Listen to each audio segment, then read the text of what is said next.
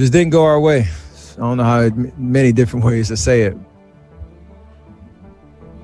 Don't want to see us next year. Like the ruining the game thing, it's just a charge and a challenge to, if you want to do that, then get in the gym, get your reps in, and earn it. So I don't have any problem with guys and teams shooting a lot of threes. Obviously, that's the way that I play, and I love that factor in the game, but you also got to put the work in behind the scenes to take full advantage of it. Stephen Curry was never supposed to be great. Not in this league, not in this system, not with that body. At 6'2" with a slight frame and a game built around jump shots, Steph Curry was supposed to be a role player at best. Maybe a shooter off the bench. Maybe a nice story, but not this. Not the player who would bend defenses before crossing half court. Not the player who would make coaches question decades of basketball logic. And definitely not the player who would force the entire NBA to change how the game is played. But that is exactly what happened. And here is the real problem. Once Curry changed the game, nobody knew how to control what came next. If you think you already know Steph Curry's story, stay with this one, because it gets worse. You are already missing the point, because this is not a story about talent. This is a story about expectation, about doubt, about a system that rejected him, and what happens when that same system is forced to adapt to someone it never prepared for. And once that happens, there is no going back. Now, before we get to the moment Curry broke basketball, you need to understand something. He was not built for this. Steph Curry did not enter the NBA with hype. He did not arrive with a narrative of greatness. In fact, it was the opposite. Coming out of high school, he barely had major offers. Big programs passed on him, not because he could not shoot, but because they did not believe that skill would translate. Too small, too weak, not explosive enough. That was the scouting report. So he went to Davidson, a small school that almost nobody expected to produce NBA stars. And that is where things started to get strange, because suddenly, this overlooked guard was torching top programs in March Madness, dropping 40, pulling up from deep, taking shots that looked reckless, except they kept going in. And for a brief moment, the basketball world paid attention. But even then, the reaction was not what you would expect. It was not, this guy is the future. It was, this is a great college story. There is a difference, because when the NBA evaluated him, they did not see a franchise changer. They saw limitations. He was still too small, still too thin, still a defensive liability, still a player whose game depended on something that had never been the foundation of winning at the highest level, jump shooting. So when Golden State selected him with the 7th pick in the 2009 draft, it was not a statement. It was a question. Can this work? And early on, the answer looked like no. Because what people forget now is that Steph Curry did not explode into greatness. He struggled, he adjusted. And then something much worse happened. His body started to fail. Ankles that would not hold up. Games missed, momentum lost, and suddenly, the doubts were not just about his size or his style. They were about his future. Because in the NBA, availability is everything. And Curry was becoming unreliable. The Warriors were not looking at a future MVP. They were looking at a risk. And that changes everything. Because once a player is labeled fragile, once teams start questioning durability, the margin for error disappears. Every miss matters more. Every injury hits harder. Every expectation drops lower. And that is exactly where Curry found himself. Not as a rising star, but as a player fighting to stay relevant. And this is where the story shifts in a way most people do not expect. Because the thing that almost ended his career is the same thing that would later allow him to change the entire league. But at the time, nobody saw that coming. Not the fans, not the analysts, not even the Warriors. Because from the outside, it looked like Stephen Curry was slowly fading out before he ever truly began. And if that had continued, there would be no revolution, no broken system, no debate about whether he changed the game forever. It would have just been another story of what could have been. But that is not what happened. Because the next decision, one contract, one gamble, would quietly set the stage for something the NBA had never seen before. And that is where everything starts to go wrong. Not for Curry, but for the entire league. The moment Steph Curry signed that contract, nobody thought it would matter. 4 years, $44 million. At the time, it looked like a compromise, a cautious decision. A team protecting itself from a player who might not stay healthy. Because make no mistake, this was not a superstar deal. This was a discount. And the reason it was a discount was simple. Steph Curry had not proven he could stay on the court. Between 2011 and 2012, his ankles betrayed him repeatedly. Sprains, setbacks, surgeries. He played only 26 games in that season. 26 for a player still trying to establish himself. That is not just a setback. That is a warning. Around the league, executives were already forming a conclusion. He cannot hold up. It was not about talent anymore. It was about durability. And in the NBA, if your body is a question mark, your ceiling becomes irrelevant. That was the narrative. Golden State knew it. The league knew it. Curry knew it. So when that contract was signed, it was not a bet on greatness. It was a bet on survival. But here's the twist that changed everything. Because while the rest of the league saw risk, the Warriors accidentally created an advantage. That contract, that low number, gave them flexibility, cap space, room to move, room to build. And that is where the real story begins. Because while Curry was rehabbing, adjusting, rebuilding his body, the Warriors were assembling pieces. Klay Thompson developing into an elite shooter, Draymond Green emerging as a defensive anchor, Andre Iguodala bringing experience and versatility. Individually, none of this looked like a revolution. But together, it created something dangerous. Because suddenly, you had a team that could space the floor, defend multiple positions, and move the ball at a level that most teams were not prepared for. And at the center of it was still a player nobody fully trusted. That is what makes this so important. Steph Curry was not treated like the engine yet. He was treated like a piece. And because of that, he was allowed to evolve without pressure. No expectation to dominate, no demand to carry, no spotlight forcing him into a traditional mold. And that freedom is exactly what made him different. Because while the league still believed in inside scoring, mid-range control, structured offense, Curry started playing a different game, pulling up from deeper, faster, earlier in possessions, shots that would get most players benched, shots that coaches used to call bad, except they were not bad for him. They were efficient. And this is where things begin to shift, not in a dramatic moment, but in a pattern. Because once those shots start going in consistently, the defense has to react. And when the defense reacts, everything else opens up. Spacing stretches, rotations break, systems collapse. But at first, nobody took it seriously. Because the assumption was simple. This is a hot streak. This is not sustainable. This is not how you win championships. That belief would become one of the biggest miscalculations in modern basketball. Because while teams were waiting for Curry to cool off, he was getting better, his handle tightened, his movement without the ball became elite. His conditioning allowed him to run defenders into exhaustion. And more importantly, his confidence grew, not just in making shots, but in taking them. There is a difference, because most players need rhythm. Curry created his own. 30 feet, no problem. Transition, no hesitation. Defender closing out. It did not matter, and slowly, the numbers started to reflect something uncomfortable. This was not a fluke. His shooting was not just good, it was historically efficient. And that is when the Warriors made a decision that changed everything again. They stopped trying to fit Curry into the system, and they built the system around him. New coaching, new philosophy, more pace, more space, more trust, and suddenly, all the pieces that had been quietly developing clicked. Because now, Curry was not just a shooter in the system. He was the system. And when that happened, the consequences were immediate. Defenses stretched beyond their limits. Big men were pulled out of the paint. Traditional lineups started to look slow. And the league did not have an answer. But here is the part that makes this a true turning point. Even then, people still did not believe it would last. Because basketball had rules, unwritten rules, about how the game should be played, and Curry was breaking them, which meant eventually it had to fail. That was the assumption, that this style, this chaos, this reliance on shooting would collapse under pressure. But what nobody realized is that this was not chaos. It was the beginning of a new order. And once that realization hit, it was already too late. Because the next phase of Curry's career was not about proving he belonged. It was about proving that everything the league believed was wrong. And that is when the real damage begins. By 2015, the league thought it understood Stephen Curry. Great shooter, fun to watch. Dangerous in stretches, but still beatable. That illusion did not last long, because what happened next was not just a breakout. It was a takeover. The Warriors win 67 games, best record in the NBA. Steph Curry wins MVP, but the numbers only tell part of the story. Because what made this season different was not how much he scored. It was how he scored. 402 three-pointers in 2016. 402. That number did not just break a record. It shattered the idea of what was possible. No player had ever come close. And the scary part, he was not forcing it. He was doing it efficiently. Pull-up threes in transition, deep-range shots, off-balance looks. All of it was going in. And now, defenses had a problem they could not solve. Because guarding Curry at the three-point line was no longer enough. You had to pick him up near half-court, which meant everything behind that pressure.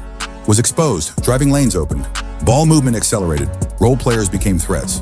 The Warriors' offense did not just score, it stretched reality. And this is where the first real shift happens. Because teams were no longer playing against Curry, they were reacting to him, changing schemes, adjusting lineups, abandoning traditional centers, all because of one player. And then came 2016, 73 wins, the greatest regular season record in NBA history.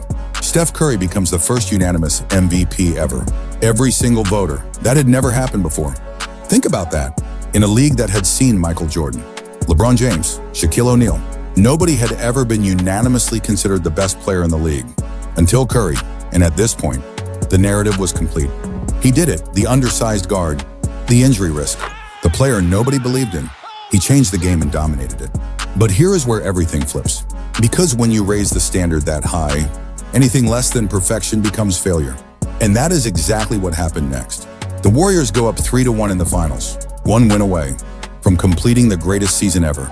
Everything is aligned, history is waiting, and then it collapses. LeBron James takes over. Kyrie Irving hits one of the biggest shots in finals history. Game 7, over, just like that. 73 wins does not matter anymore. The unanimous MVP does not matter anymore. The revolution does not matter anymore. Because in the NBA, legacy is defined in the finals, and Curry just lost. That was the headline. Not that he changed the game, not that he dominated the season, but that he failed when it mattered most. And the reaction was immediate. Too small and big moments. Cannot handle physical defense. Relies too much on shooting. And if you still think this was just about shooting, wait until what happened next. The same criticisms that followed him into the league came back, except now, the stakes were higher. Because before, he was doubted as a prospect. Now, he was questioned as a champion. And that is a different level of pressure. Because once you lose like that, after everything he had built, there is only one way to respond. You either prove it was a fluke, or you confirm the doubts. And here is where the story takes its most controversial turn. Because instead of answering those questions directly, the Warriors made a move. That changed the balance of power in the entire league. Kevin Durant joins Golden State. And just like that, everything Curry had built, everything he had proven, everything he had changed, was put into question again. Because now, the narrative was no longer about whether Curry could win. It was about whether he needed help to do it. And that changes everything. Because success without struggle does not silence critics, it creates new ones. And what comes next is not dominance, it is debate about who deserves credit, about what this team really is, and about whether Stephen Curry, the player who broke basketball, was still the one in control of it. Because once Kevin Durant arrived, the Warriors did not just become unstoppable. They became complicated, and that complication is where the next phase of this story begins. When Kevin Durant joined the Warriors, it did not just shift the balance of power, it broke it. A 73-win team just added one of the best scorers in NBA history. And suddenly, competition felt optional. The Warriors did not look like a contender anymore. They looked inevitable. Back-to-back championships, dominant playoff runs, series that ended before they really began, on the surface. This should have cemented Stephen Curry's greatness. But instead, it complicated it. Because now there was another question. And it was louder than ever. Who is the best player on this team? Kevin Durant wins Finals MVP in 2017. Then again in 2018. And that matters. Because in the biggest moments, the spotlight shifted, not to Curry, to Durant. And that changed the narrative completely. Curry was still brilliant, still warping defenses, still the engine of the offense. But perception does not always follow reality. Because what people saw was Durant hitting the biggest shots, Durant closing games, Durant dominating in isolation. And slowly, the conversation started to move. Was Curry really the one who broke the game? Or was he just the perfect piece in a system that Durant completed? That question lingered. And the more the Warriors won, the louder it became. Because dominance without resistance feels different, it feels easier. And when things feel easy, people start looking for reasons why. Super team, stacked roster, unfair advantage. All of it began to attach to Curry's legacy. And here is the twist. The thing that made the Warriors unstoppable was the same thing that made Curry harder to evaluate. Because when you are surrounded by that much talent, every success gets divided. Every achievement gets questioned. Every moment becomes shared. And for Curry, that created a different kind of pressure.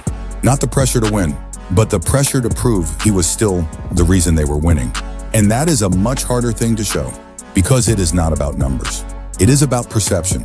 And perception is not always fair, but it is always powerful. And then, just as quickly as the dynasty reached its peak, it started to crack. Not from the outside, but from within. Tensions, expectations, ego. Draymond Green and Kevin Durant clash. Visual sideline argument clip. The chemistry begins to shift.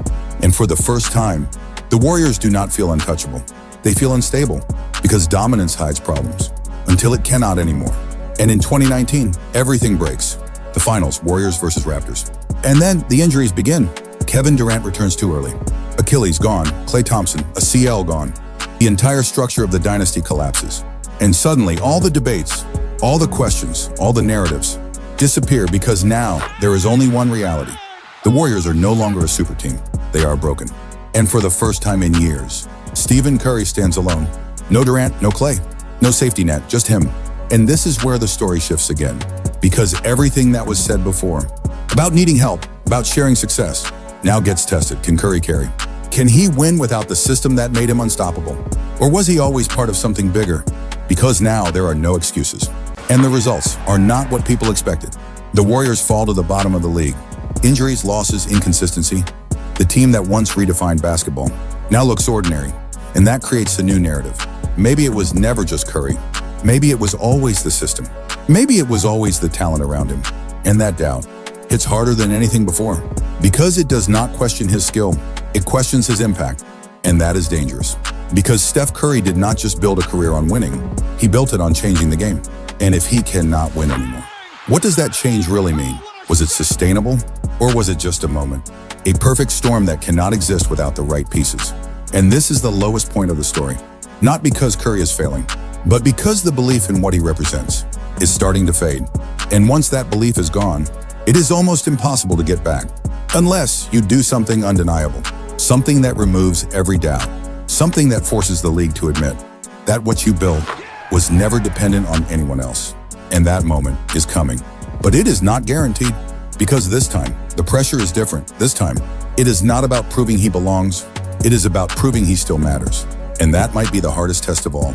By 2022, most people thought they had already figured out Stephen Curry.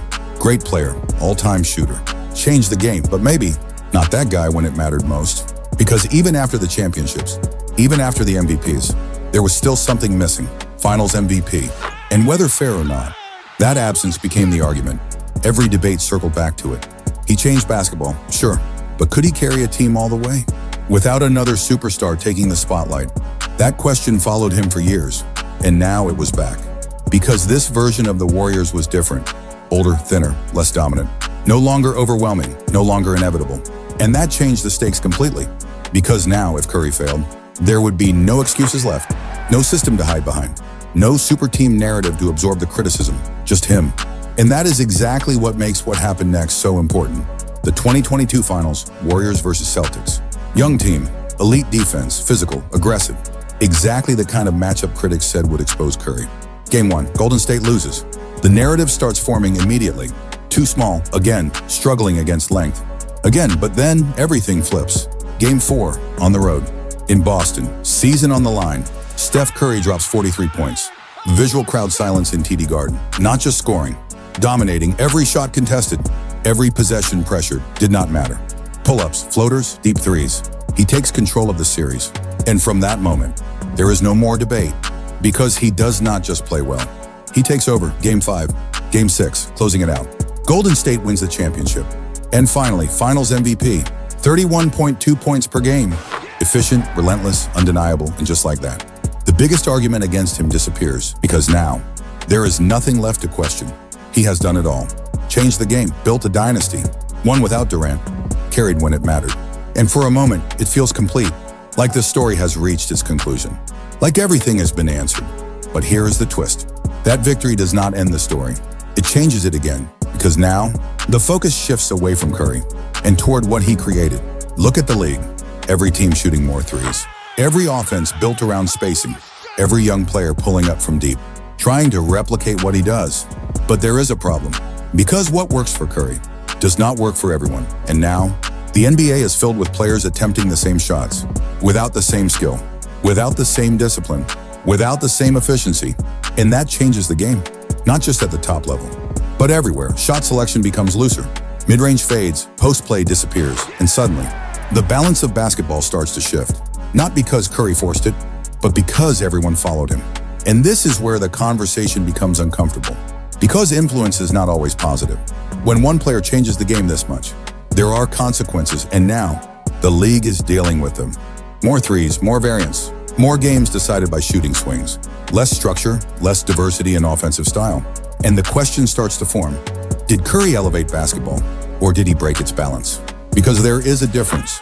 One creates growth, the other creates instability. And right now, it feels like both are happening at the same time. Because at the highest level, the game is more skilled than ever. More spacing, more creativity, more freedom. But at every other level, the imitation is not perfect. And that creates a gap between what Curry does and what everyone else tries to do. And that gap is where the game starts to feel different. Because what used to be rare is now normal. And what used to be special is now expected. And that changes how we see greatness. Because if everyone is taking the same shots, if everyone is playing the same style, then what actually separates the best from the rest? And that brings us to the final question. Not about Curry the player, but about Curry the influence. Because what he built is no longer just his. It belongs to the league now, and the league is still trying to figure out what to do with it. So now we are left with something much bigger than stats, much bigger than championships, much bigger than whether Stephen Curry is a top 10 player all time, because that conversation is already settled. This is about something else. This is about what happens when one player changes the rules of a sport. Because once you break a system, you do not just win inside it, you force everyone else to adapt. And that is exactly what Curry did. Before him, the three-point shot was a weapon. After him, it became the foundation. Before him, pulling up from 30 feet was a mistake. After him, it became a strategy. Before him, small guards had limits. After him, those limits disappeared. And that kind of impact does not stay contained. It spreads across teams, across systems, across generations. And here is where the story becomes uncomfortable. Because not every evolution is clean. Not every change makes things better. Some changes create new problems. And the NBA right now is living inside that reality. Because teams are chasing efficiency, but they are also chasing identity, trying to recreate something that was never meant to be copied exactly. Because Curry is not just a style, he is an outlier. And when you build a league around an outlier, you create tension between what works and what people think should work. That is why you see it now.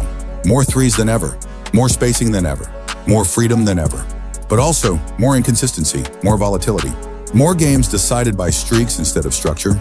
And that leads to a question that did not exist before Curry. What is good basketball now? Because the answer is no longer simple. It is no longer about inside versus outside, or fundamentals versus flair. It is about balance. And balance is harder to maintain when the game has been stretched this far. And that is Curry's real impact. Not just what he did, but what he forced everyone else to become. Because now, every team has to think about spacing differently. Every defense has to extend further.